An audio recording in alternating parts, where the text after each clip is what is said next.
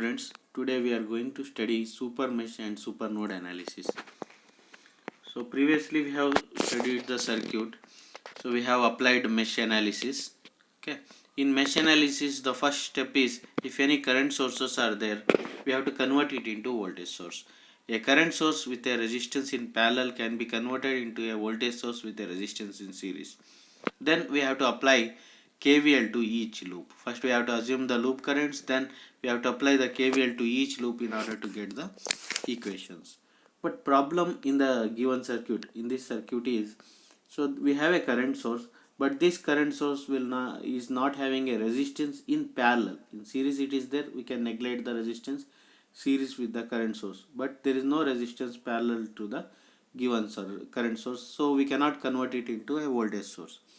So in order to solve this type of network, there are two options. One option is super mesh analysis, another option is to assume a voltage across this current source. We have to assume a voltage like V1 to this current source, and we have to apply the KVL to the loop, and we have to solve in order to get the equation. So assuming a variable to the current source will increase one more variable, means one more equation, so the complexity of solving the network will increase. So the easier way is to apply the super mesh analysis.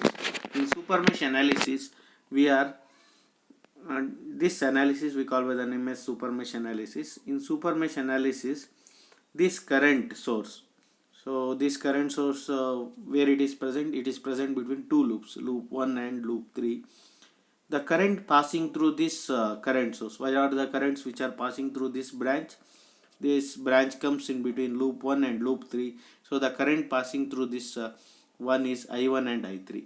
We may observe that the current direction is of I1 is same as the current direction of 5 amperes, and the current direction of I3 is opposite to the current direction of 5 amperes. So the current passing through this branch where our 5 ampere current is present is I1 minus I3, because the currents are in opposite direction. So we can write it as I1 minus I3 is equal to 5 ampere. Okay, that will give us one equation. Okay, next we'll go for, we remove this current source. After writing the equation, we will remove that current source. After removing that current source, the circuit looks like this. Now this we get a bigger branch, or we will get a bigger loop here, that is A, B, C, D, G, H, E and A. Okay, A, B, C, D, G, H, E, A bigger loop is there. This loop we call by the name as super mesh, or a bigger mesh we call by the name as super mesh. We apply the KVL to this mesh. Let us apply the KVL to this mesh. Let us start applying the mesh analysis, or KVL from the end A. Okay, so at the end A we have a voltage source called 10 volt, so minus 10 volt. Then the current flowing through this 2 ampere 2 ohm resistance is I1 minus I2 into 2. Then comes 4 ohm resistance, that is minus I2 minus I3 into 4. Here you may observe that the direction I assumed is minus plus to the voltage across this 4 ohm. Means I have assumed a direction of current through this 4 ohm similar to the direction of I2. I can assume in opposite direction also. I can take it as plus minus. If I have taken plus minus has a polarity, then I have to write it as I3 minus I2 into 4. Because I have taken minus plus as the polarity while applying the KVL in this direction, okay, so while applying KVL I will get minus first, so I am taking I2 minus I3 because I have assumed the direction as minus plus. In minus plus it is same as the direction of I2 but opposite to the direction of I3. Okay, and then 6 ohm, okay, it is in the same direction plus minus, so I will take I3 into 6 equal to, what is the, this equal to 0. After simplification we will get an equation. Let us call that equation as equation 2. Okay, then next we are applying KVL to the remaining loop. The remaining loop here is this one. Okay, we apply the KVL to this loop I2, that is C, F, G and D. Okay, So while applying the mesh analysis to this loop, okay, we'll start from let us take the C end. Okay, so here I get a current voltage called 5, resistance voltage across the resistance 5 ohm as 5 into I2, then 4 into I2 minus I3, 2 into minus I1 minus I2.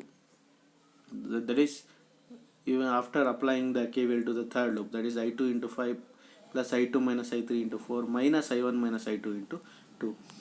Because I have taken the direction as plus minus, if I reverse the polarity, if I take it as minus plus in the direction of I2, then I can write it as I2 minus I1. Means however the polarity you take, the value the answer remains same, it doesn't alter. Okay, after applying means I have to I have to subtract them.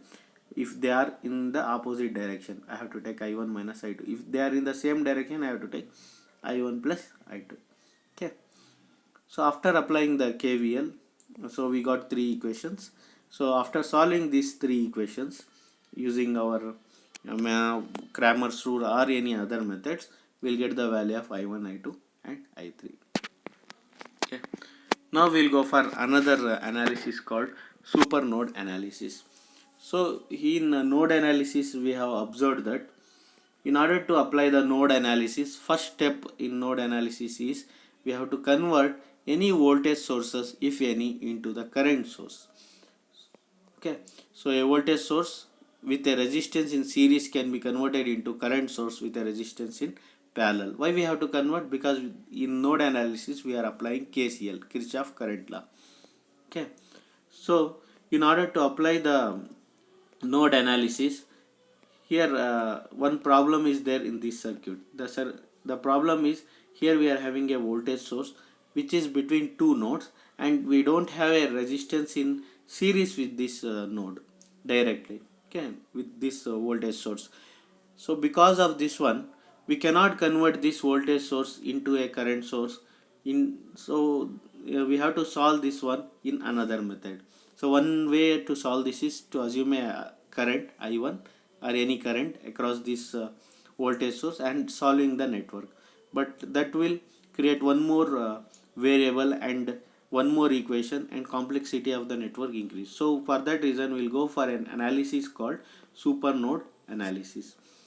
We'll go for an analysis called super node analysis. In super node analysis, what we will do is, so we'll consider this node.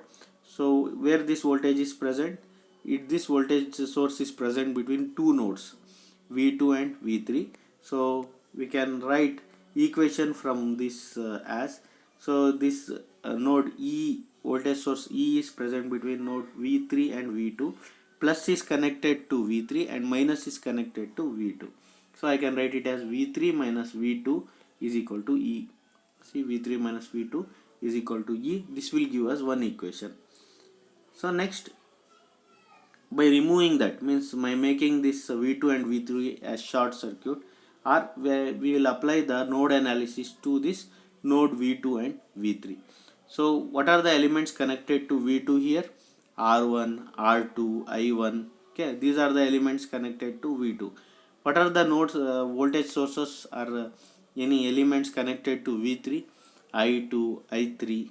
Okay, so we'll apply the node analysis to a common by considering V2 and V3 as a single node. So that node we call by the name as super node. Means in simple words, we have to add the equations of V2 add as well as V3. So first we will see the what are the elements or equations or currents connected to V2. What are the currents connected to V2? Here I1 is a one current, and the current passing through R1, the current passing through R2. The current passing through R1 can be written as V1 minus V2 divided by R1. The current passing through R2 can be written as V1 minus V2 minus 0 divided by R2. Okay, and the current passing through V3 is, one is I2 and another is the current coming towards V3, that is V1 minus V3 by R3.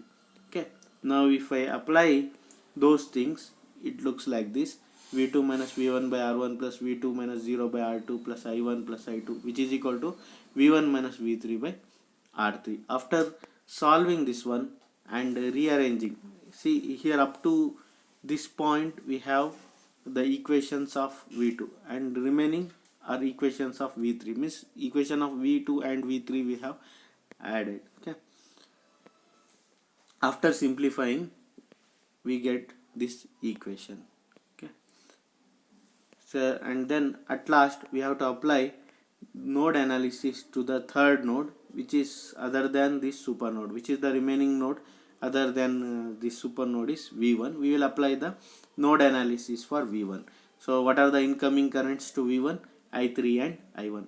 What are the three currents are incoming? One is I3, I1 and the current passing through R1, that is V2 minus V1 by R1. Three are the incoming currents. What are the outgoing currents?